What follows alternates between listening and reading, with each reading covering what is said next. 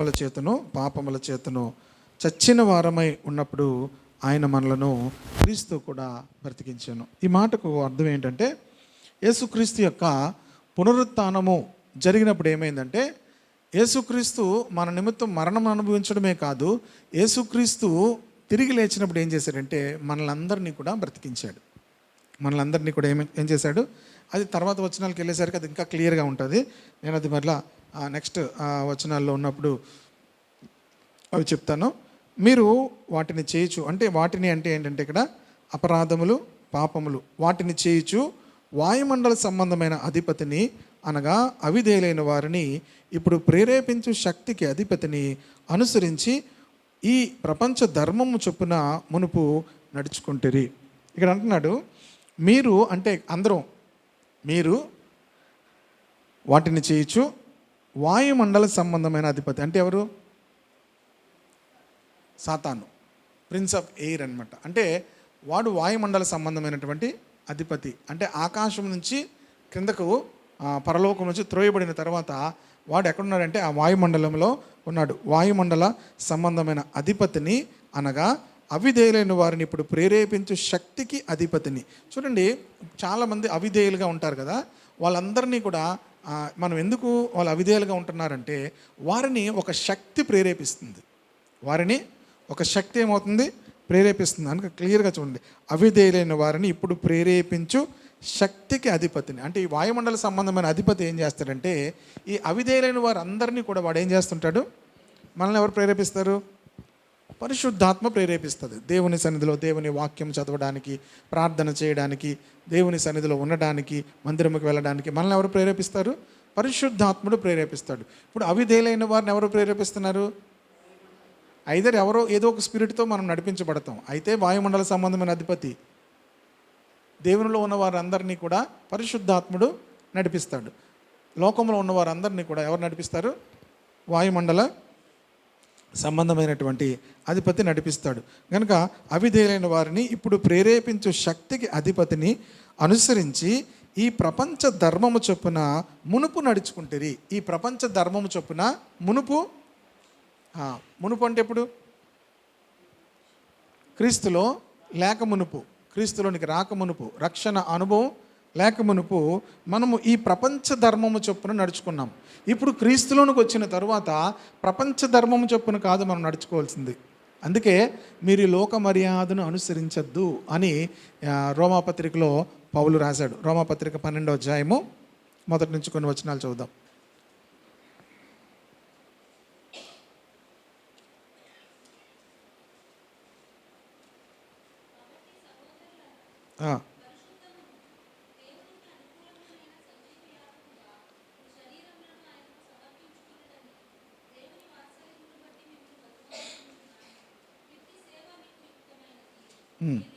మీరు ఈ లోక మర్యాదను అనుసరింపక ఉత్తమమును అనుకూలమును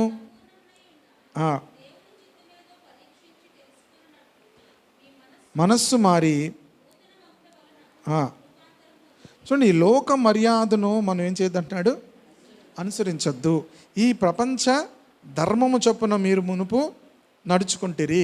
కానీ ఇప్పుడు ఏం చేయాలట? ఈ లోక మర్యాదను మనము అనుసరించకూడదు. లోక మర్యాద అంటే లోక సంబంధమైనటువంటి ఆచారాలు, లోక సంబంధమైన అలవాట్లు, ఇవన్నీ కూడా చాలాసార్లు ఏమనుకుంటారు? చాలామంది మనం ఏం చేస్తామంటే ఎవరు ఏమనుకుంటారో అనేటువంటి ఆలోచన మనకు వస్తుంది. ఇప్పుడు ఎవరేమనుకుంటారో అనేటువంటి ఆలోచన మనకు రాకుండా మనం బ్రతకాలి. ఏం చేయాలి? మన ఆలోచన అంతా కూడా ప్రభు ఏమనుకుంటారో అనేది. హల్లెలూయా. మనలో ఏ లోకం మన గురించి ఆలోచించాలి? పరలోకం ఏమనుకుంటుంది. కనుక ఈ భూలోక సంబంధమైనటువంటి మర్యాద మనం మాని పరలోక సంబంధమైన మర్యాదను అలవాటు చేసుకోవాలి. పరలోక సంబంధమైన మర్యాద అంటే దేవుని వాక్యానుసారంగా మనం చేయాలి. ఈ లోక సంబంధమైనటువంటి మర్యాదను మనము అనుసరించవలసిన అవసరము లేదు. ఎవరు ఏమనుకుంటారో అనేటువంటి పెద్ద బాధ మనకు అవసరం లేదు. హల్లెలూయా. ఎవరు ఏమనుకుంటారు అనేటువంటి బాధ మనకు అవసరం లేదు. ఇది ఉంటే చాలా ప్రమాదం. సాతానుడు ఏం చేస్తాడంటే నెమ్మదిగా మళ్ళీ నా బంధకాల్లో బంధిస్తాడు. కనుక ఈ ప్రపంచ ధర్మం చొప్పున మనం మునుపు నడుచుకున్నామో వారితో కలిసి మనం అందరమును, ఈ ప్రపంచ ధర్మం కూడా ఏంటో చెప్తున్నాడు చూడండి, వారితో కలిసి మనం అందరమును. మళ్ళీ నేను ఎఫెసీ పత్రిక వచ్చాను 3వ వచనం. ఇప్పుడు ఇక్కడికి వచ్చేసరికి ఏమన్నాడు? మనమందరము అంటున్నాడు. అందరు ఈ మాటేనండి, అందరమును. వారితో కలిసి మనమందరమును శరీరము యొక్కయు మనస్సు యొక్కయు కోరికలను నెరవేర్చుకుంటున్నాం. ఇంతకుముందు ఏం చేసేవాళ్ళమి? ప్రపంచ ధర్మంలో ఉన్నప్పుడు ఏం చేసేవాళ్ళమి?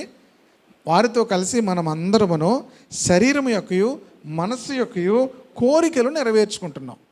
ఇది విచారకరమైన విషయం ఏంటంటే, క్రీస్తులోనికి వచ్చిన వారు కూడా ఈ పని చేస్తుంటారు. శరీరం యొక్కయు మనస్సు యొక్కయు కోరికలు నెరవేర్చుకుంటుంటారు. మన కోరిక దేవుని యొక్క చిత్తము చేయడానికి మనం ముందుకు వెళ్ళాలి. అందుకే ప్రభువా ప్రభువా అని పిలిచి ప్రతి వాడు కూడా పరలోక రాజ్యంలో ప్రవేశించడు. ఎవరు వెళ్తారన్నారు? నా తండ్రి చిత్త ప్రకారం చేయవాడే పరలోక రాజ్యంలోనికి వస్తారు. అక్కడ చాలామంది ఏమన్నారు? ప్రభా నీ నామం మేము అద్భుతాలు చేయలేదా? మీ నామంను దయ్యములను వెళ్ళగొట్టలేదా? మీ నామును మేము ప్రవచింపలేదా? అంటే ఇవన్నీ తప్పు కాదు. కానీ వాళ్ళకి అవన్నీ చేస్తూ కూడా ఏం చేస్తున్నారంటే ఈ ప్రపంచ ధర్మము చొప్పున వారు నడుచుకుంటున్నారు. మనము దేవుని బిడలముగా దేవుని ఎరిగిన తర్వాత ఏం చేయాలంటే ఈ ప్రపంచ ధర్మము చొప్పున నడవకూడదు. శరీరము యొక్కయు మనస్సు యొక్కయు కోరికలు ఏం చేస్తున్నారట? నెరవేర్చుకొనుచు మన శరీర ఆశలను అనుసరించి మునుపు ప్రవర్తించుచు కడమ వారి వలనే స్వభావ సిద్ధముగా దైవోగ్రతకు పాత్రులమై ఉంటుమి. ఈ శరీరం యొక్క మనసు యొక్క కోరికలు నెరవేర్చుకునేవారు దేనికి పాత్రులట? దేవుని ఉగ్రతకు పాత్రులుగా ఉంటారు. మనమందరము అంటున్నాడు చూడండి, మనమందరమును కడమ వారి వలనే స్వభావ సిద్ధముగా మనం ఎలాగున్నామట? దైవోగ్రతకు పాత్రులమై ఉంటుమి. కనుక ఈ శరీరము మనసు యొక్క కోరికలను మనం నెరవేర్చుకుంటున్నప్పుడు ఏం జరుగుతుందంటే దేవుని ఉగ్రతకు పాత్రులముగా ఉంటాము. దేవుని చిత్తానుసారముగా మనం బ్రతకాలనేటువంటి ఆలోచనతో వీటన్నిటిని విడిచిపెట్టకపోతే బైబిల్ ఏం చెప్తుంది? దైవోగ్రతకు పాత్రులంగా మనం ఉంటాము. దేవుని ఎరిగి కూడా ఇంకా దేవుని సేవ చేస్తూ కూడా ఎవరికి సేవ చేస్తున్నారు? మత్తయి సువార్త 7వ అధ్యాయంలో ఎవరు సేవ చేస్తున్నారు? వాళ్ళు ప్రవచనాలు చెప్తున్నారు, దయ్యములను వెలగొడుతున్నారు, ఇంకేం చేస్తున్నారు? అద్భుతాలు చేస్తున్నారు. కానీ దేన్ని బట్టి బ్రతుకుతున్నారు? శరీరం యొక్క మనసు యొక్క కోరికలను నెరవేర్చుకుంటూనే ఉన్నారు. వాటిని విడిచిపెట్టట్లేదు, వాటిని జయించట్లేదు. కనుక దేవుని బిడ్డలముగా వాటిని జయించకపోతే దేనికి పాత్రులుగా ఉంటామన్నది ఇక్కడ ఉందా లేదా? బైబిల్లో దైవోగ్రతకు మనము పాత్రులుగా ఉంటాం. కనుక దేవుని బిడ్డలైన వారందరూ కూడా శరీరము మనసు యొక్క కోరికలను ఏం చేయాలి? నాకు ఎప్పటి నుంచో కోరిక ఉందండి. ఏం కోరిక? దేవుని చిత్తానుసారమైనటువంటి కోరికలు మనకు ఉండాలి. హల్లెలూయా. దేవుని చిత్తానుసారమైనటువంటి కోరికలు మనకు ఉండాలి. అంతేగాని మన శరీరము మనసు యొక్క కోరికలు నెరవేర్చుకోవడానికి దేవుడు మనలను రక్షించలేదు. కిందకి వెళ్ళాక మరలా ఆ మాటలు కూడా నేను చెప్తాను. పాత్రులమై ఉంటిమి. అయినను దేవుడు కరుణా సంపన్నుడై ఉండి, అయినను అలాంటి పరిస్థితిలో ఉన్నటువంటి మనలను అయినను దేవుడు కరుణా సంపన్నుడై ఉండి మనము మన అపరాధముల చేత చచ్చిన వారమై ఉండినప్పుడు సైతము మన ఎడల చూపిన తన మహాప్రేమ చేత మనలను క్రీస్తు కూడా బ్రతికించెను. కనుక అప్పుడు మనం అందరం ఎలాగున్నామని ముందు మాట చెప్పాను కదా, అందుకే మరలా చెప్తానన్నాను. మనం అందరము కూడా దైవోగ్రతకు పాత్రులమై చచ్చిన స్థితిలో ఉన్నాము. కానీ దేవుడు కరుణా సంపన్నుడై ఆయన మన ఎడల చూపిన మహాప్రేమ, మామూలు ప్రేమ కాదు, మానవుని ప్రేమ కాదు, మామూలు ప్రేమ కాదు, మహాప్రేమ. అందుకే దేవుని ప్రేమను దేవుడు ఎందుకు మనల్ని ప్రేమించాడు అని చెప్పడానికి కారణము దొరకదు. అదేం ప్రేమది? మీ దగ్గర ఎవరి దగ్గర ఉండదు మహాప్రేమ. మన దగ్గర ఎవరి దగ్గర కావాల్సిన కొంత ప్రేమ ఉంటుంది. మహాప్రేమ దేవుడు ఒక్కడే మహాదేవుడు. హల్లెలూయా. ఆయన మహాదేవుడు, మహాగణుడు, మహోన్నతుడు. ఆయన ప్రేమ కూడా ఎలాంటిది? మహాప్రేమ. అది అనంతమైనది అనమాట. దాంట్లో మనకు అర్థం కాదు అది. ఆ మహాప్రేమ చేత మనలను ఏం చేశాడు? ప్రేమించి క్రీస్తు కూడా బ్రతికించాడు. మనలను అంతగా ప్రేమించి చచ్చిన స్థితిలో ఉన్నటువంటి మనలను క్రీస్తు కూడా బ్రతికించాడు. క్రీస్తు తిరిగి లేచినప్పుడు ఏం జరిగిందంటే మనము కూడా మన అపరాధముల చేత చచ్చిన స్థితిలో నుంచి దేవుడు మనల్ని బ్రతికించాడు. హల్లెలూయా. దేంట్లోంచి బ్రతికించాడు? అపరాధముల చేతను పాపముల చేతను చచ్చిన స్థితిలో ఉన్న మనలను క్రీస్తు కూడా బ్రతికించాడు. ఇది ఎప్పుడు నెరవేరుతుంది క్రైస్తవుల్లో? ఇది మీకు అర్థం అవ్వాలంటే ఇది ఎప్పుడు కనెక్ట్ అవుతుంది మనకు? చర్చకు వచ్చినప్పుడు జరగదు, ప్రభునందు విశ్వాసం ఉంచినంత మాత్రం అర్థం కాదు. దీనికి పౌలు ఏ సాదృశ్యం చెప్పాడంటే రోమాపత్రిక 6వ అధ్యాయంలో చూడండి.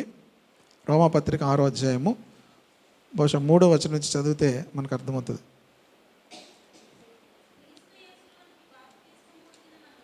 క్రీస్తు యేసులోనికి బాప్తీసం పొందిన మనం అందరము ఆయన మరణములోనికి బాప్తీసం పొందుతామని మీరు ఎరుగురా. కాబట్టి క్రీస్తు మృతుల్లో నుండి ఎలాగూ లేపబడినో అలాగే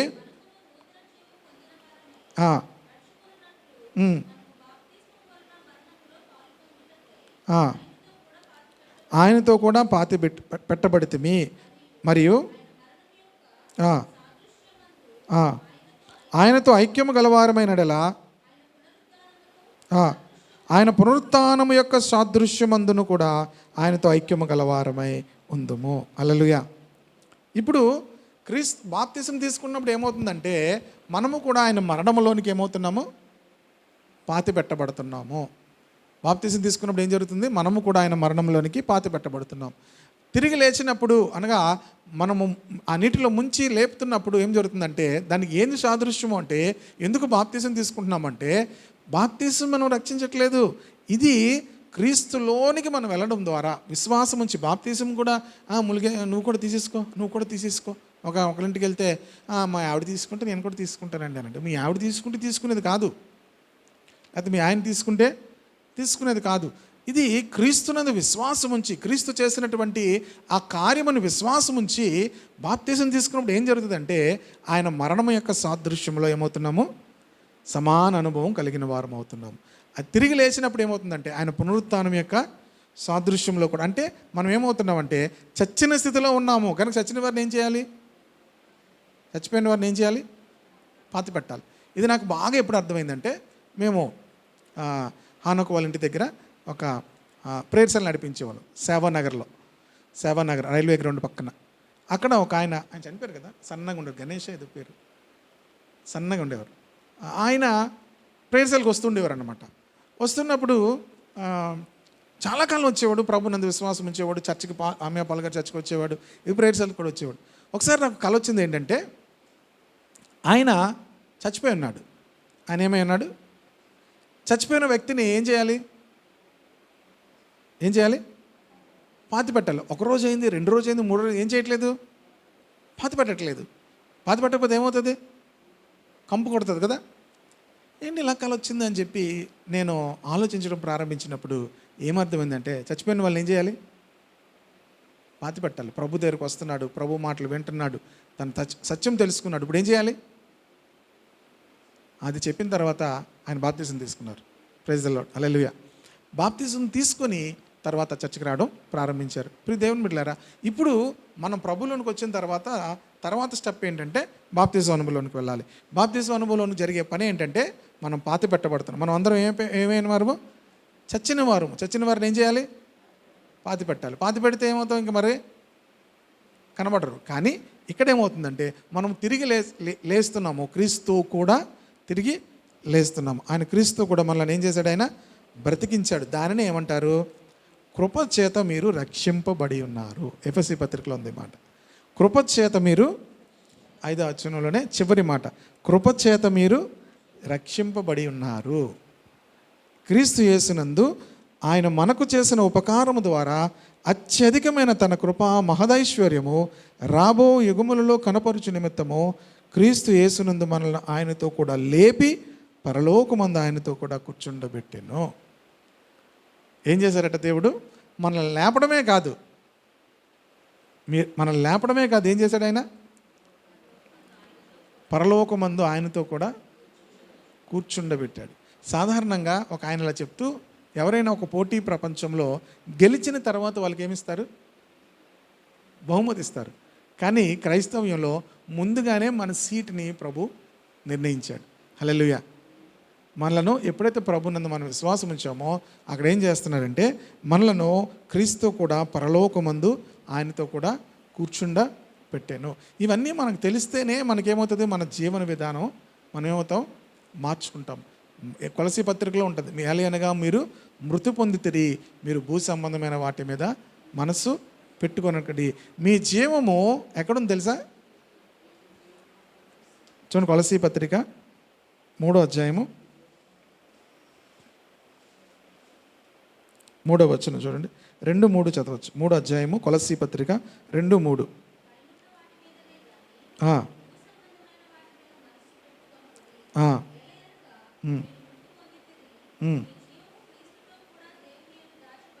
మీ జీవం ఎక్కడుంది?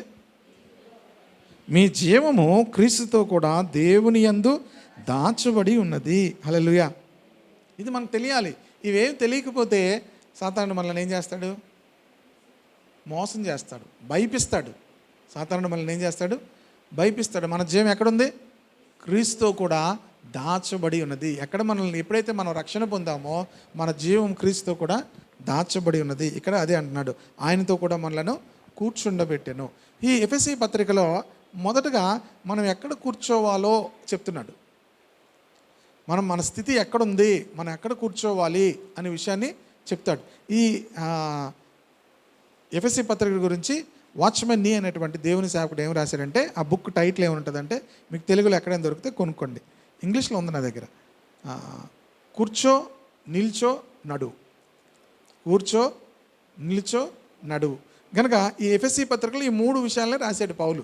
ఎక్కడ కూర్చోవాలి, ఎక్కడ నిల్చోవాలి, ఎలా నడవాలి, ఈ 3 విషయాలు రాశాడు. కనుక ఎక్కడ కూర్చోవాలంటే, ఎక్కడ కూర్చోబెట్టడం వలన క్రీస్తు కూడా పరలోకమందు ఆయనతో కూడా మనలను కూర్చోబెట్టాడు. Praise the Lord. హల్లెలూయా. ఎక్కడ కూర్చోబెట్టాడు? అంత ఉన్నతమైన స్థితిని దేవుడు మనకు అనుగ్రహించాడు.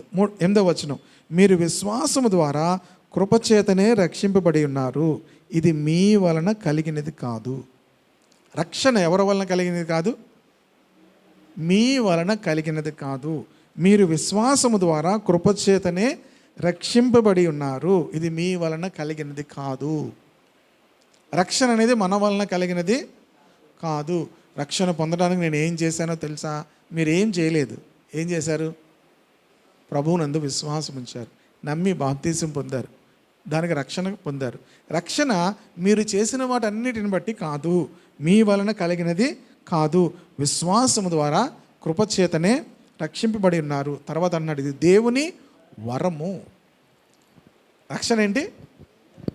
దేవుని వరము. రక్షణ అనేది దేవుడిచ్చినటువంటి వరము. హల్లెలూయా. ఇది ఎప్పుడు మర్చిపోకూడదు. దేవుడు మనకిచ్చినటువంటి వరం ఇది, దేవుని వరమే. అది క్రియల వలన కలిగినది కాదు గనక ఎవడునూ అతిశయపడ వీలు లేదు. అది క్రియల వలన కలిగినది కాదు గనక ఎవరిని కూడా ఏం చేయకూడదట?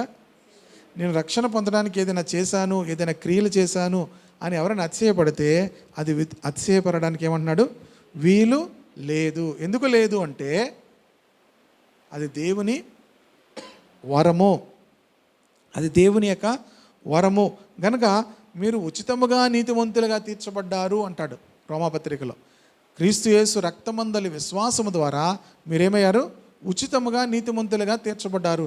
గనక అతిశయ కారణము కొట్టివేయబడింది అంటాడు. మనం అతిశయించేటువంటి కారణం ఏమైంది? కొట్టివేయబడింది. ఇంకా అతిశయించడానికి ఏం లేదు. దేవుడు ఏమి ఇచ్చాడు మనకు? అది వరముగా ఇచ్చాడు. రక్షణ అనేది దేవుని యొక్క వరమే, అది క్రియల వలన కలిగినది కాదు గనక ఎవడును అతిశయపడ వీలు లేదు. మరియు వాటి యందు మనం నడుచుకున్న వలనని దేవుడు ముందుగా సిద్ధపరిచిన సత్క్రియలు చేయుటకై మనము క్రీస్తు యేసునందు సృష్టింపబడిన వారమై ఆయన చేసిన పని అయి ఉన్నాము. ఇందాక చెప్పాను కదా, తర్వాత చెప్తానని. ఏం చేయాలి, ఏం చేయకూడదో చెప్పాడు. మనం ఏం చేయకూడదు? ప్రపంచ ధర్మము చొప్పున శరీరం యొక్కయు మనసు యొక్క కోరికలు నెరవేర్చుకొని బ్రతకడానికి కాదు. ఇప్పుడు మనము దేవుడు మనకు కొన్ని చేయడానికి ముందుగానే నిర్ణయించాడు. మనము వాటి యందు నడుచుకొనవలనని దేవుడు ముందుగా సిద్ధపరిచిన సత్క్రియలు చేయుటకై మనము క్రీస్తు యేసునందు సృష్టింపబడిన వారమై ఆయన చేసిన పని అయి ఉన్నాము. దేవుడు కొన్ని సత్క్రియలు చేయడానికి మనల్ని ముందుగానే ఏం చేశాడు? సృష్టించాడు. కనుక సత్క్రియలు అంటే ఏంటి? పేతురు పత్రిక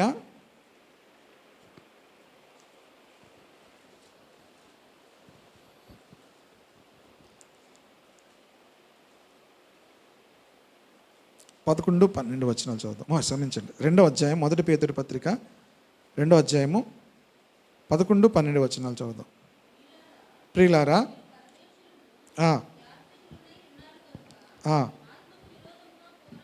ఆత్మకు విరోధముగా పోరాడు శరీరాశలను విసర్జించి అన్యజనులు మిమ్మల్ని ఏ విషయంలో దుర్మార్గులని దూషింతిరో ఆ విషయంలో వారు మీ సత్క్రియలను చూచి వాటిని బట్టి దర్శన దినమున దేవుని మహిమపరచునట్లు. చూడండి, ఇక్కడ చెప్తున్నాడు, వారి మధ్యలో మంచి ప్రవర్తన గలవారే ఉండవాలని మిమ్మను బతిమాలు కొనుచున్నాను. అక్కడ ఏముంది? ఒకటి, సత్క్రియలను చూచి. అన్ని జనులు మిమ్మల్ని ఏ విషయంలో దుర్మార్గులను దూషిస్తారో ఆ విషయంలో ఏమంటున్నాడు? వారు మీ సత్క్రియలను చూచి వాటిని బట్టి దర్శన దినమున దేవుని మహిమపరచునట్లు వారి మధ్య మంచి ప్రవర్తన గలవారే ఉండవాలని మిమ్మను. ఏమర్థమైంది మీకు? మిమ్మల్ని చూసిన వారట దేవుని ఏం చేయాలట? మహిమపరచాలట. అలా ఉండాలి మీ ప్రవర్తన. మిమ్మల్ని చూసిన వారు ఏం చేయాలి? దేవుని. ఎందుకు? ఒకప్పుడు ఎలా ఉండేదండి ఈమె నోరు, ఒకప్పుడు ఎలా ఉండేవాడండి ఈ నోరు, ఇప్పుడు ఏమయ్యాడు? ఎవరు మార్చారు?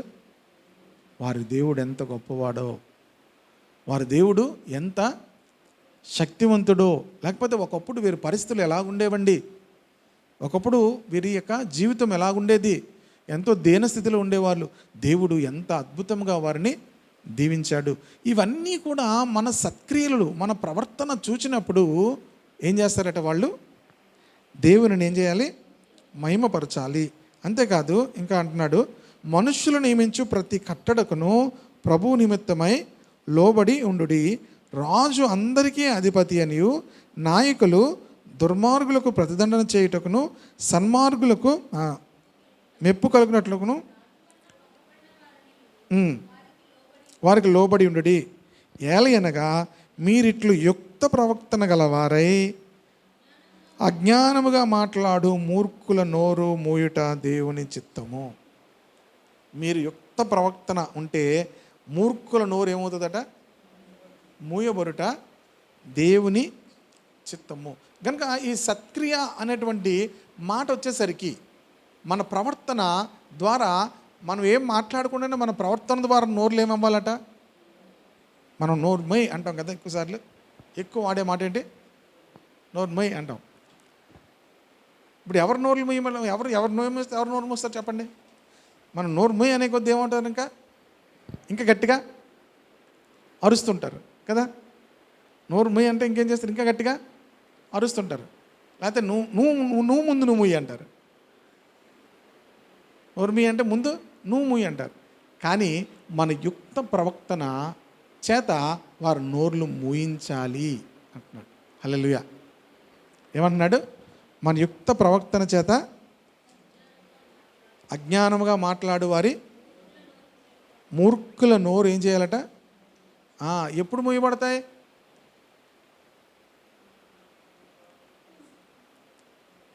ఎప్పుడు మూయబడతాయి? అందులోనే ఉంది అక్కడ మన సత్క్రియలు, మన యుక్త ప్రవర్తన. మన ప్రవర్తన చూసి ఏమవుతారు? వారి నోర్లు మూయబడితే దేవునికి మహిమ కలుగుతాయి. అందుకే అక్కడ ఏం చదువుకున్నాం అంటే, అక్కడ ఎఫెసీ పత్రికలో వాటి యందు మనం నడుచుకున్నట్లు దేవుడు ముందుగా సిద్ధపరిచిన సత్క్రియలు మనం చేయాలి. ఆ సత్క్రియలు చేస్తే దేవునికి మహిమ కలుగుతుంది. అంతేకాదు, మూర్ఖముగా మాట్లాడే వారి నోర్లు ఏమవుతాయట? మూయించబడతాయి. మనం ఎవరి నోర్లు మూయించాలంటే మన ఇంట్లో నోర్లు మూయించడం కాదు, మనం బలవంతంగా నోర్లు మూయించడం కాదు. మన యుక్త ప్రవక్తన వారి నోర్లు ఏం చేస్తుందట? మూయించబడతాయి. హల్లెలూయా. ఇంకొక మాట సత్క్రియ మీకు చూపించి నేను ముందుకు వెళ్ళిపోతాను. అంటే వేరే విషయంలో చెప్తాను.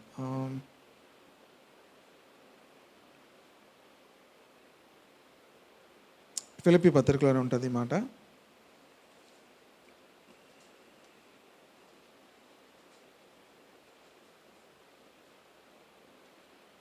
ఈ సత్క్రియ ఆరంభించిన వాడు 3-6 వచనాలు ఇలా కలిసిపోయి ఉన్నాయి ఫిలిప్పీ పత్రికలో. మొదటి దినము నుండి, మొదటి అధ్యాయము 3-6 వచనాలు. మొదటి దినము నుండి ఇది వరకు సువార్త విషయంలో మీరు నాతో పాలువారైండుట చూచి మీలో ఈ సత్క్రియను ఆరంభించిన వాడు. సత్క్రియ ఏంటి? ఇప్పుడు అక్కడ మనం చదవబడిన వాక్యంలో సత్క్రియ ఏంటి? మొదటి దినము నుండి ఇది వరకు సువార్త విషయంలో మీరు నాతో పాలువారైండుట చూచి మీలో ఈ సత్క్రియను ఆరంభించిన వాడు యేసుక్రీస్తు దినం వరకు దానిని కొనసాగించునని రూఢిగా నమ్ముచున్నాను. ఈ సత్క్రియ అంటే ఏంటప్పుడు అక్కడ సువార్తలో పాలివారమస్తులమై ఉండాలి. సువార్తలో ఏం చేయాలట?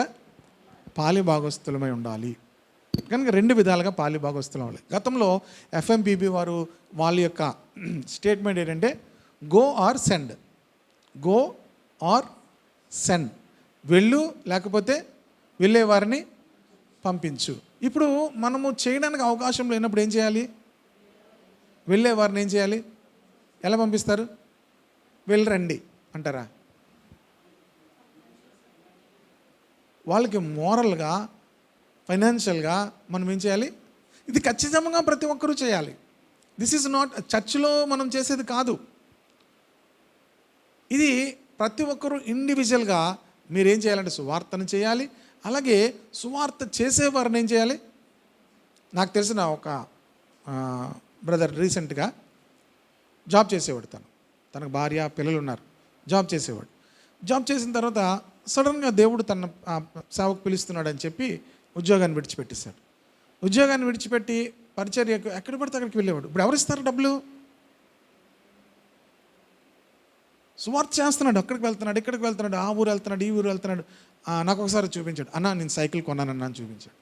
ఏం కొన్నాడు? ఉద్యోగానికి ఏమో బండి మీద వెళ్ళేవాడు. ఉద్యోగానికి ఎలాగెళ్ళేవాడు? బండి మీద వెళ్ళేవాడు, బండి మీద కనిపించేవాడు. ఇప్పుడు అన్న మంచి సైకిల్ కొన్నానన్నా అని చూపించాడు. ఈ రోజుల్లో ఎవడరా బాబు సైకిల్ ఇప్పుడు బండి కొనుక్కున్న వాళ్ళు సైకిల్ కొనుక్కున్న వాళ్ళు బండి కొనుక్కుంటే అది బాగానే ఉంటుంది. బండి మీద తిరిగిన వాళ్ళు సైకిల్ మీదకి వచ్చారనుకోండి, ఏదో స్టైల్గా ఉన్న సైకిల్ తొక్కడం వేరు, ఏదో వాకింగ్కో లేకపోతే ఎక్సర్సైజ్కో. పెద్ద సైకిల్ కొనుక్కున్నాడు. పెద్ద సైకిల్ కొనుక్కొని దానికి ఒక బాక్స్ కట్టుకున్నాడు. తనకి ఇప్పుడు ఎవరు సాయం చేస్తారు? ప్రతి నెల నేను తనకి ఆఫరింగ్ పంపిస్తాను, ప్రతి నెల కూడా. ఇప్పుడు సువార్త చేసేవారికి మనం ఏం చేయాలి? తను నమ్మకంగా చేస్తాడు. ఎక్కడికి వెళ్ళినా దూరం. ఒకసారి మన ఎమ్మెల్యే గణబాబు గారికి సువార్త చెప్పాడు. చాలాసార్లు చెప్పాడు. కారు ఆపి చెప్పాడు అనమాట. ఆయన ఎక్కడికి వెళ్తుంటే మధ్యలో స్లో అవుతుంటే ఆపి ఆయనకు ఆ సమయంలో సువార్త చెప్పి చేసినప్పుడు చాలా సంతోషం అనిపించింది. ఇప్పుడు మనం వాళ్ళకి ఏం చేయాలి? ఎవరి పని అది? ఇప్పుడు మీరు వెళ్ళట్లేదు, మీరు చేయట్లేదు, నాకు రాదండి అంటారు, నేను చేయలేనండి అంటారు. ఇప్పుడు నువ్వేం చేయాలి? నువ్వు వెళ్ళాలి ఖచ్చితంగా, కానీ నువ్వు వెళ్ళట్లేదు. వెళ్ళేవారిని ఏం చేయాలి? పంపించాలి. వారిని మనం ఫైనాన్షియల్గా ఏం చేయాలి? సపోర్ట్ చేసి పంపించాలి. ఇప్పుడు ఈ ఫిలిప్పీ పత్రికలో అదే జరుగుతుంది. వాళ్ళు మొదటి దినం నుంచి కూడా పౌలుకు వాళ్ళు ఏం చేసేవారంటే సపోర్ట్ చేసేవారు. సువార్త విషయంలో వాళ్ళు ఏం చేసేవారు? పరిచర్లో సహకారులుగా ఉండేవారు. కనుక ఈ సత్క్రియ అంటే ఏంటి? సువార్తను ఏం చేయాలి? ప్రకటించాలి. కనుక మనం ఖచ్చితంగా మనం అందరం ప్రకటించాలి. ఒకవేళ మనకు వెళ్ళడానికి అవకాశం లేనప్పుడు వెళ్ళేవారిని ఏం చేయాలి? బలపరచాలి. వెళ్ళేవారికి ఏం చేయాలి? సహాయము చేయాలి.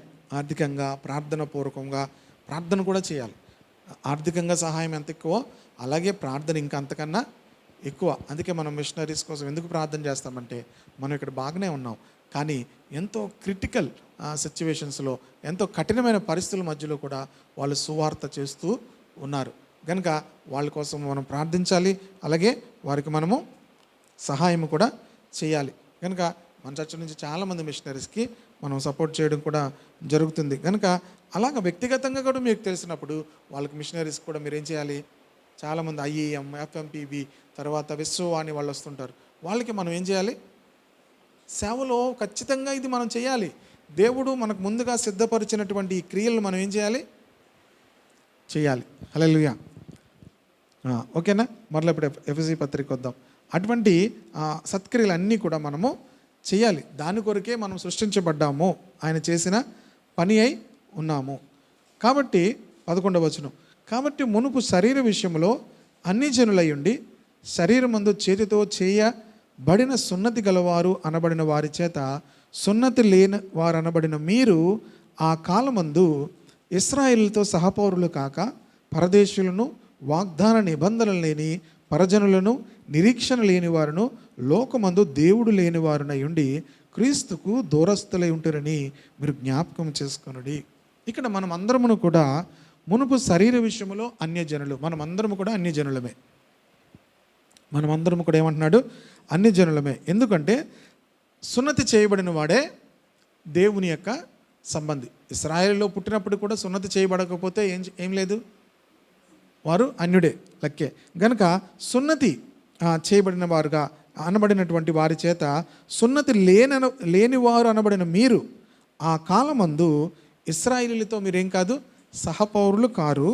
మీరు పరదేశులను, వాగ్దాన నిబంధన లేని పరజనులను, ఇంకేంటి నిరీక్షణ లేని వారును, లోకమందు దేవుడు లేని వారినై ఉండి క్రీస్తుకు దూరస్తులై ఉంటారని మీరు జ్ఞాపకం చేసుకోండి. సువార్త మన యొద్దకు రాకమునుపు, సువార్తను ప్రభు యొక్క మాటలు మనం నమ్మి బాప్తిజం పొందక మునుపు మన స్థితి ఏంటంటే, మన లోకమందు దేవుడు లేనివారును, నిరీక్షణ లేని వారమును, ఇశ్రాయేలుతో సహపౌరులం కాని వారమును, వాగ్దానమును లేనివారు. మీకు ఒక విషయం చెప్తున్నాను చూడండి. చాలాసార్లు వాగ్దానాలు మీరు అందరూ ఏం చేస్తారు?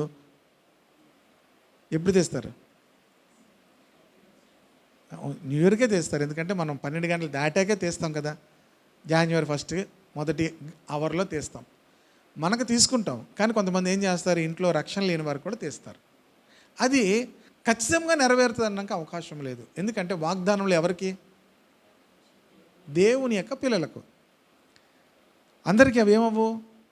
ఒకవేళ రక్షణ గురించి కానీ ఏదైనా దేవుడు కృపచేత కొన్ని వాగ్దానాలు నెరవేర్చచ్చేమో కానీ అన్ని వాగ్దానాలు వారికి నెరవేరవు. ఎందుకంటే అన్ని జనులకు కాదు దేవుడు వాగ్దానములు. అందుకే మీకు ఎప్పుడైనా చూడండి, యేసు ప్రభువు తన వెనకాతలు వస్తున్నటువంటి ఆ కనాను స్త్రీని చూసి ఏమన్నాడు ఆయన? అమ్మ, నేను మీ వద్దకు రాలేదు, నీ కోసం రాలేదు, నేను ఇశ్రాయేల్ కోసమే వచ్చాను అన్నాడు. ఎందుకన్నాడు ఆయన? ఆయన అందరి కోసం వచ్చాడు కదా.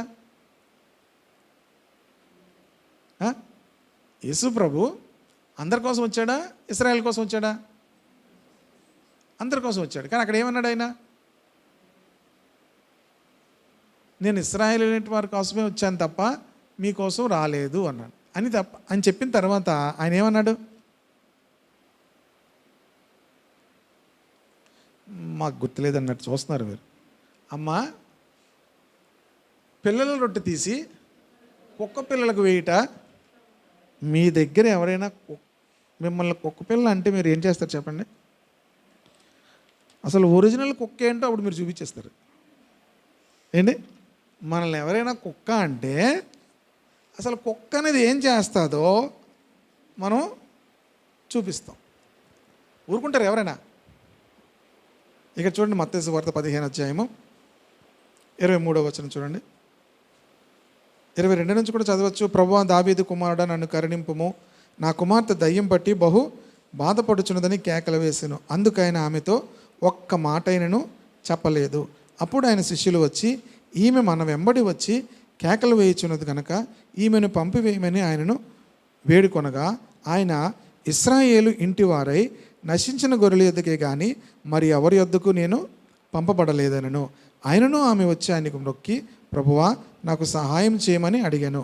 అందుకు ఆయన పిల్లల రొట్టె తీసుకొని కుక్క పిల్లలకు వేయుట యుక్తము కాదని చెప్పగా, ఆమె నిజమే ప్రభువా, కుక్క పిల్లలు కూడా తమ యజమానుల బల్ల మీద నుండి పడు మొక్కలు తినును కదా అని చెప్పాను. అందుకు యేసు, అమ్మ, నీ విశ్వాసము గొప్పది, నీవు కోరినట్టే నీకు అవునుగాక అని ఆమెతో చెప్పాను. ఇప్పుడు అర్థమైంది స్టోరీ? ఏమర్థమైంది? ఎందుకు చెప్పాను ఇది? వాగ్దానములు ఎవరికి కాదు? అన్ని జనులకు కాదు. మరి యేసు ప్రభు వారు అందరి కోసం వచ్చారు కదా అంటే, యేసు ప్రభు సిలువ వేయబడేంత వరకు కూడా అన్ని జనులకి ఇంకా ఏం లేదు? రక్షణ లేదు. అన్ని జనులకి ఏం లేదు? రక్షణ లేదు. ఎప్పుడైతే యేసుక్రీస్తు వారు ఈ వచనం కూడా మనం ఎఫెసీ పత్రికలోనే మనం చూస్తాము గనుక, యేసు ప్రభు చనిపోక మునుపు రక్షణ లేదు గనక ఆమె వచ్చి మా కుమార్తెను స్వస్థపరచు అని అడుగుతుంటే ఆయన ఏమన్నాడు? ప్రభు పిల్లల రొట్టె తీసి కుక్క పిల్లలకు వేయట యుక్తము కాదు. మొదట ఏం మాట్లాడలేదట ఆయన. మరలా అడుగుతుంటే అప్పుడు ఆయన చెప్పాడు, ఆయన పిల్లల రొట్టె తీసి కుక్క పిల్లలకు వేయట యుక్తము కాదు అనగానే మనమైతే అక్కడి నుంచి వెంటనే ఏం చేస్తాం? మరి చచ్చి ముఖం చూడం. ఇంత మాట అంటారా? నేను ఎవరిని అనుకున్నారు? మా క్యాస్ట్ ఏంటి, మా యొక్క ఊరేంటి, మా స్థితి ఏంటి, ఇంకెన్నెన్నో చదువుకుంటాం. ఎన్ని స్థితి అయినా క్రీస్తులో లేకపోతే కుక్కలమే. క్రీస్తులో లేకపోతే ఏంటి? కుక్కలే. అన్యజనులు, వారికి నిరీక్షణ లేదు, దేవుడు లేనివారు, వాగ్దాన నిబంధనలు లేనివారు అంటున్నాడు. కనుక మరి ఎలా పొందేసుకుందంటే ఆమె ఒక అద్భుతమైన మాట అనేసింది. ఏమన్నది?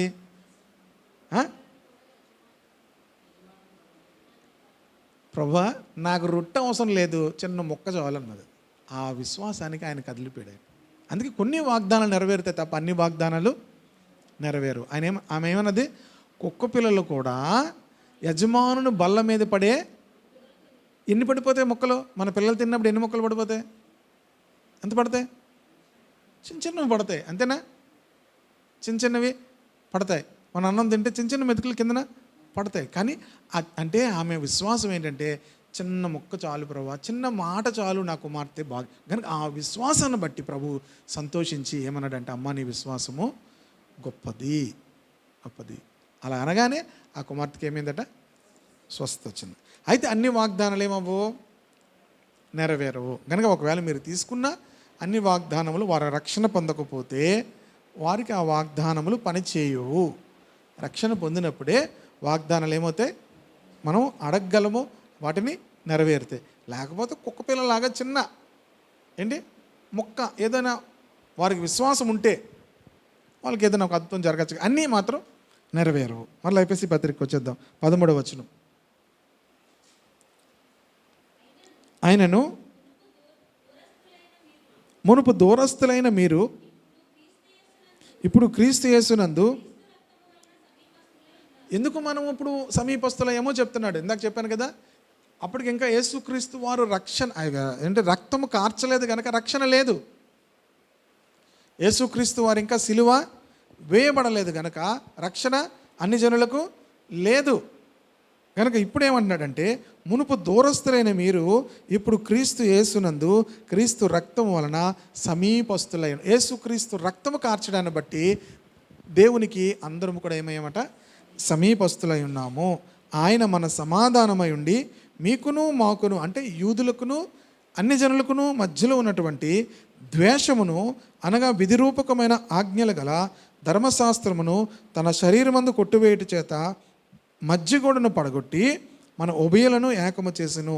ఇట్లు సంధి చేయొచ్చు ఈ ఇద్దరిని తన యందు ఒక్క నూతన పురుషునిగా సృష్టించి తన సిలువ వలన ఆ ద్వేషమును సంహరించి దాని ద్వారా వీరిద్దరిని ఏక శరీరము చేసి దేవునితో సమాధానపరచవలనని ఇలాగు చేసిన గనుక ఆయనే మనకు సమాధానకారకుడై ఉండెను. హల్లెలూయా. ఇప్పుడు ఆ సిలువ రక్తం వలన మనమందరమును కూడా ఏమయ్యామంటే దేవునికి సమీపస్తులు అవ్వడానికి అవకాశం వచ్చింది. ఆయన మన సమాధానం. ఎవరు? ప్రభు మన సమాధానమై ఉన్నాడు కనుక ద్వేషాన్ని ఆయన తీసేశాడు. ఇప్పుడు ఎవరికి ద్వేషం? యూదులు అన్ని జనుల దగ్గరికి వెళ్ళరు, అన్ని జనులు వండేది పెట్టేది తినరు, అన్ని జనులకు దూరంగా ఉంటారు. కానీ ఇప్పుడు ఏం చేశాడంటే, యూదులకు అన్ని జనులకు భేదం లేకుండా ఎవరు యేసుక్రీస్తునందు విశ్వాసం ఉంచినా అందరినీ ప్రభు అంగీకరిస్తున్నాడు. హల్లెలూయా. ఇది పేతురు చెప్తాడు ఈ మాట. పేతురు అన్ని జనుల దగ్గరికి వెళ్ళమని ఆ ప్రభువు దర్శనంలో ఒక దర్శనం ఇస్తాడు. ఆ దర్శనం పేతురికి అర్థమవుతుంది. అందులో అన్ని పురుగులు అన్ని చతుష్పాద జంతువులు అన్నీ ఉన్నాయి. ఉంటే అవి చంపుకొని తిను అంటాడు. పేతురు అంటాడు, మేము తినకూడదు ప్రభువా. ఎవరికి చెప్తున్నాడు? దేవుడు చెప్తున్నాడు. చాలాసార్లు పేతురు దేవునికి చెప్పేవాడు. మనం కూడా చాలాసార్లు దేవునికి కూడా చెప్తాం తొందరలో. అప్పుడు దేవుడు ఒకసారి పేతురుని ఏమన్నాడు తెలుసా?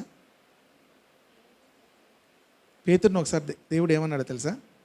నేను సిలువ వేయబడాలి, 3వ దినాన్ని తిరిగి లేవాలి అని చెప్తే, ప్రభువా నేను మాట్లాడుతున్నా, ఎవడు నీ వెంట మీద చేయేస్తాడు? నేను ఉన్నాను కదా అంటే, నేను ఉండగా నీ మీద ఎవడు చేయేస్తాడు, నేను చూసుకుంటాను అంటే, వెనక్కి తిరిగి ప్రభు ఏమన్నాడు తెలుసా? సాతానా, ప్రభుకు మనం సలహాలు ఇచ్చామనుకో, ప్రభు ఏమంటాడు తెలుసా? ఒకసారి అలాగా అవ్వదు కానీ ప్రభువా ఇలా చేయి అంటారు కొంతమంది. అది అలాగ అవ్వదు కానీ ఇలా చేయి, నీకైనా అర్థం అవ్వట్లేదు ప్రభువా నా బాధ అంటుంటారు కొంతమంది. అప్పుడు ఏమంటాడు తెలుసా ప్రభు? సాతానా నా వెనకకు పొమ్ము. కనుక ప్రియదేవుని బిడ్డలారా, జాగ్రత్తగా మనం ప్రార్థన చేయాలి. ఎందుకు ఈ మాట చెప్పాను నేను?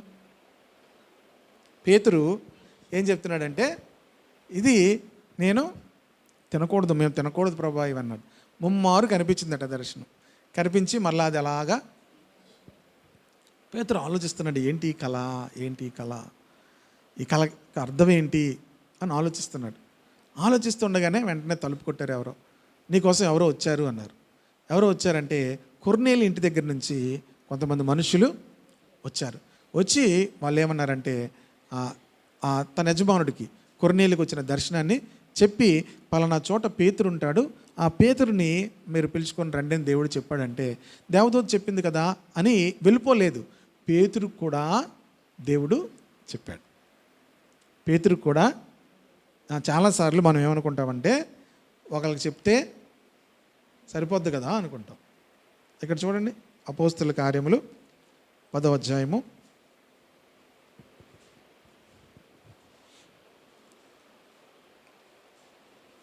17వ వచనం.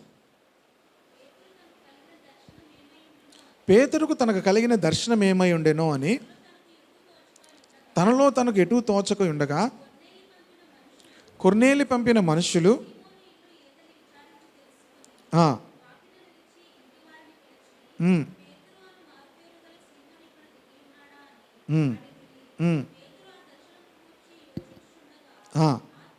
ఆత్మ ఇదిగో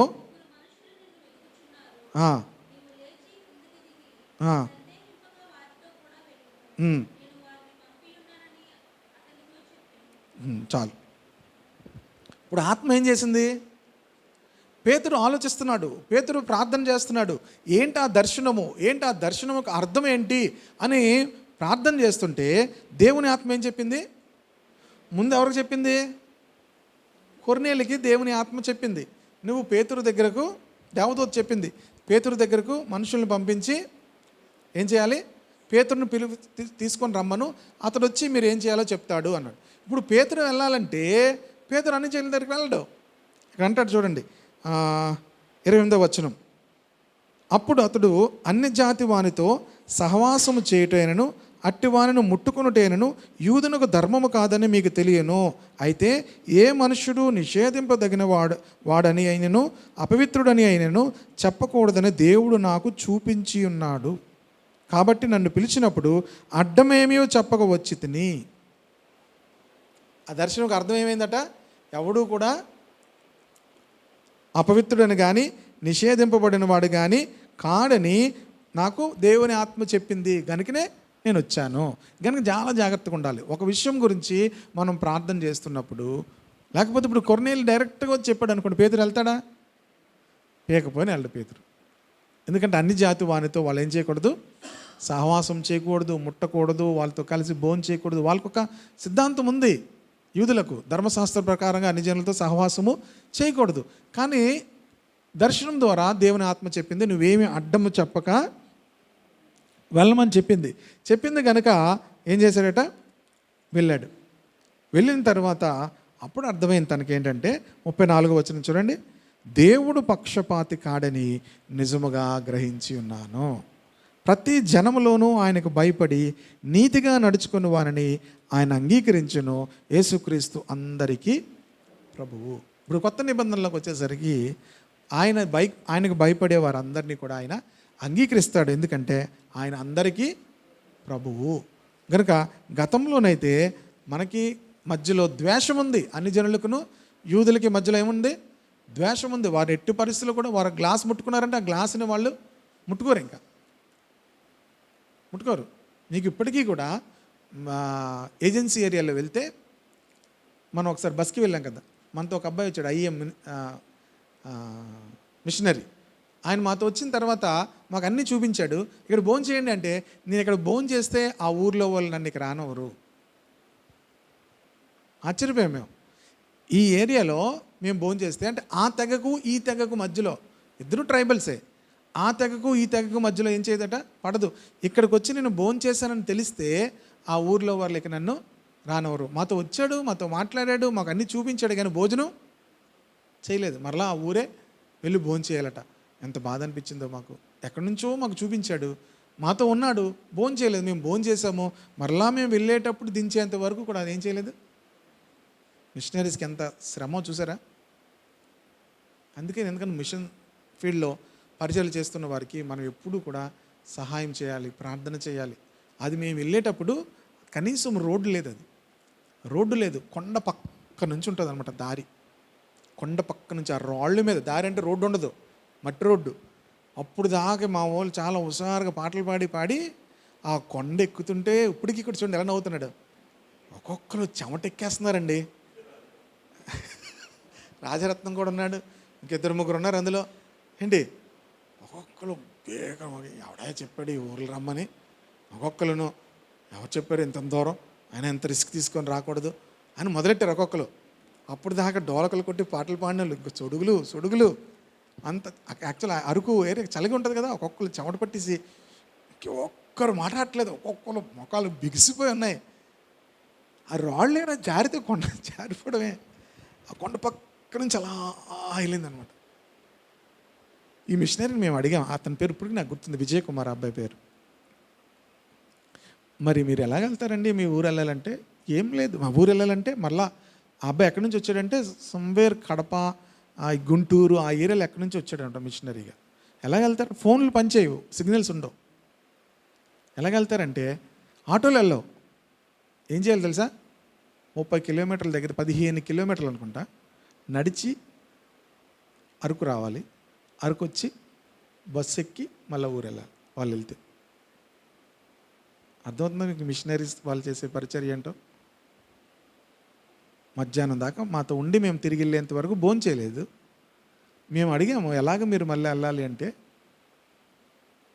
మేము ఎప్పుడైనా ఊరు వెళ్ళాలనుకుంటే, మా ఊరు వెళ్ళాలనుకుంటే అలా వెళ్ళాలి. మరి ఎవరైనా చనిపోయారు అని ఎలా తెలిసిందంటే తెలీదు, మాకు తెలీదు. అంతే, కమ్యూనికేషన్ లేదు. ఒకవేళ ఇప్పుడు ఏమైనా సిగ్నల్స్ వచ్చి ఫోన్స్ ఏమైనా వచ్చి ఏమో తెలియదు, కానీ చాలా ఏరియాస్కి ఏముండదు, సిగ్నల్స్ ఉండవు, కమ్యూనికేషను ఉండదు. ఇంకెలాగ మిషనరీస్ కోసం చాలామంది కోసం నేను పాపికొండలో వెళ్ళినప్పుడు నేను చెప్పేసి ముగిస్తాను, నాకు టైం అయిపోతుంది, చక్కగా అన్నీ చెప్తున్నాను. కానీ నాకు 9 తర్వాత నాకు బస్సు ఉంది. మీరు మూసేయకూడదు, మీరు ప్రార్థన చేసి వెళ్ళాలి. ఓకే, మీకు టైం ఉంది, ఇంకా మీరు ప్రార్థన చేసి వెళ్ళండి. మీకు 9 గంటల దాకా మీకేముంది, సమయం ఉంది. కనుక ఆ ఓడలో మమ్మల్ని తీసుకొని వెళ్ళారు. చాలా ఓడ అనకూడదు, దాన్ని ఏమనాలో కూడా తెలీదు, నావంటారేమో. మేము కూర్చుంటే చక్కగా గోదావరి ఇలా చేతికి తగులుతుంది అనమాట, ఇలా కొట్టుకోవచ్చు. అలాంటి దాంట్లో పాపికొండలో గంట ప్రయాణం చేసాం. చిన్న బోట్లో అనమాట, చిన్నది నావ ప్రయాణం చేసి ఒక ఊరికి వెళ్ళాం. అక్కడ ఆ ఊరిలో ఒక చిన్న ప్రాంతమే, ఒక మహా అయితే మొత్తం అన్నీ కలిపి ఒక 20 నుంచి 25 ఇల్లులు ఉంటాయి. అక్కడ అతని పేరు కరుణానిధి, ఆ అబ్బాయి పేరేంటి కరుణానిధి, తన భార్యతో అక్కడ సేవ చేస్తున్నాడు. సేవ చేస్తూ ఫోన్లు ఏమి పనిచేయవు అక్కడ, సిగ్నల్స్ ఏమి ఉండవు, కరెంటు కూడా ఉండదు. ఈ సోలార్ సిస్టమ్ పెడతారనమాట. కొంత సమయం రాత్రి లైట్లు వెలిగితే, ఫ్యాన్లు అవి తిరగవు కానీ లైట్లు వెలిగితే ఆ సోలార్ సిస్టంతో కరెంటు కూడా ఉండదు అక్కడ. అందుకని లైన్ లాగడానికి ఏమి ఉండదు అక్కడ, నది మధ్యలో ఉంటాయి కనుక ఏమి ఉండదు. కనుక మరి మీరు ఎలాగా మీ ఊరు వెళ్ళాలన్నా ఏమైనా అంటే వారానికి ఒకసారి సంత జరుగుతుంది అనమాట వాళ్ళకి ఎక్కడో. అక్కడికి వెళ్తున్నప్పుడు అక్కడ ఫోన్ సిగ్నల్స్ ఉంటాయి, అక్కడ నుంచి మాట్లాడుకోవడం. ఇక్కడికి వచ్చేస్తే ఏమీ ఉండదు, మొదటిది. రెండోది ఏంటో తెలుసా, ఈ గోదావరి ఈ సీజన్లో చాలా పొంగిపోద్ది అనమాట. అప్పుడు మేము వెళ్ళింది సమ్మర్లో వెళ్ళాం. సమ్మర్లో చాలా తక్కువ ఉంటుంది. ఇక్కడ నుంచి ఇంచుమించు ఎన్ఏడి కొత్త రోడ్డు చర్చ్ ఉంటుంది కదా, అంత దూరం ఇసుకలో నడిచి ఆ ఊరికి వెళ్ళాం. ఇసుకలోనే నడవలేదు, ఎండ కాలిపోతుంటుంది. వెళ్ళాం. ఆ ఇసుకంతా మూసేస్తుందట ఇప్పుడు ఈ సీజన్లో. ఇప్పుడు ఇసుకంతా భద్రాచలం దగ్గరికి వచ్చింది అంతా కూడా మూసేస్తుంది అనమాట. మూసేసి వాళ్ళ ఇల్లులు ఎక్కడున్నాయో అక్కడ వరకు ఉంటుంది. అలాగనే అసలు ఆశ్చర్యపోయాం. ఎందుకంటే వాళ్ళ ఇల్లు ఎక్కి చూస్తే ఎక్కడో ఉందా గోదావరి. ఈ యొక్క వర్షాల్లో అదంతా పైకి వచ్చేస్తుందట. కొన్నిసార్లు ఇక వర్షం గోదావరి వీళ్ళ ఇంటి వరకు వచ్చేస్తే ఇక పైకి వెళ్ళిపోతారట, కొండ మీదకి వెళ్ళిపోతారట. ఇలా నీరు తగ్గేంత వరకు కూడా ఆ పైన ఉంటారంట, చెట్ల కింద ఎక్కడో. మిషనరీస్ అలా పనిచేస్తున్నారు. ఎంతమంది కోసం ఉన్నారు అక్కడ? ఒక 25 ఇల్లులు ఉన్నాయి. మీకు తెలియాలని చెప్తున్నా. దేవుడు వారికి ఇచ్చిన భారాన్ని బట్టి మనము వారి విషయంలో ప్రార్థించాలి. అలాగే వారికి ఏం చేయాలి? సపోర్ట్ చేయాలి. మనము కొన్ని ఎంత సెలబ్రేట్ చేసుకుంటామో, ఎంతంత డబ్బులు ఖర్చు పెడతామో దేనికోసం? లోక మర్యాద. ఏమేయాలి?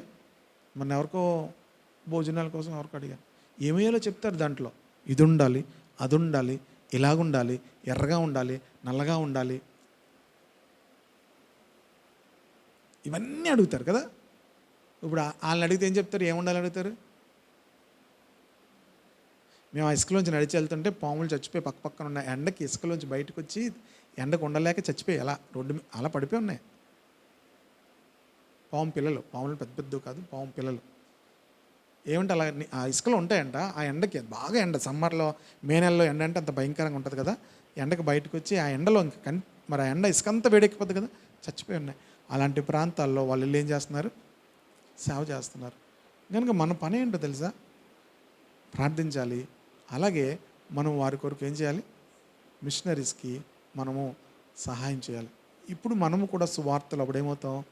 పాలిభాగస్తులం అవుతాం. కనుక ఈ మాటలు ఎందుకు చెప్పాను నేను? పౌలు ఈ మాటలు చెప్తున్నప్పుడు, పేతురు చెప్తున్నప్పుడు అన్ని జనుల దగ్గరికి వెళ్ళడం ఏంటి వారికి సమంజసం కాదు అన్నారు. కానీ దేవుని ఆత్మ చెప్పినప్పుడు లోబడి ఏం చేశాడు? వెళ్ళాడు. అంటున్నాడు, దేవుడు పక్షపాతి కాడని నాకు ఇప్పుడు అర్థమైంది. దేవుడు అందరికీ కూడా ప్రభువే. ఎందుకంటే యేసుక్రీస్తు శిలువ ద్వారా మనకున్నటువంటి ద్వేషమును ఆయన తీసేశాడు, అందరినీ కూడా సమానులుగా చేశాడు.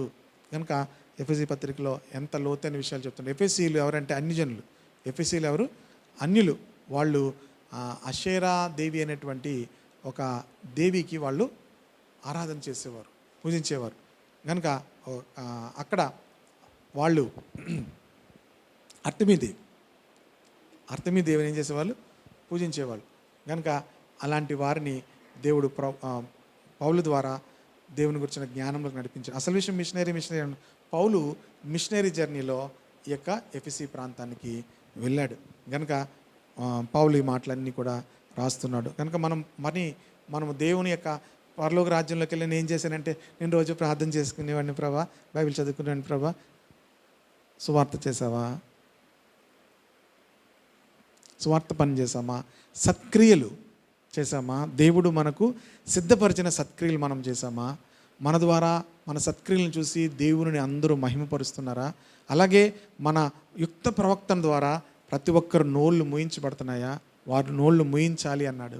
అంతేకాదు తర్వాత సత్క్రియలు అనగా సువార్త క్రియలో మనం పాలిభాగస్తులై ఉన్నామా లేదా, ఇవన్నీ చూసుకుంటూ మనము ముందుకు వెళ్ళాలి. కనుక పేతురు ఈ విషయాన్ని అర్థమైంది. పౌలు ఇదే విషయాలను మరి ఎఫెసీ పత్రికలో తెలియజేస్తున్నాడు.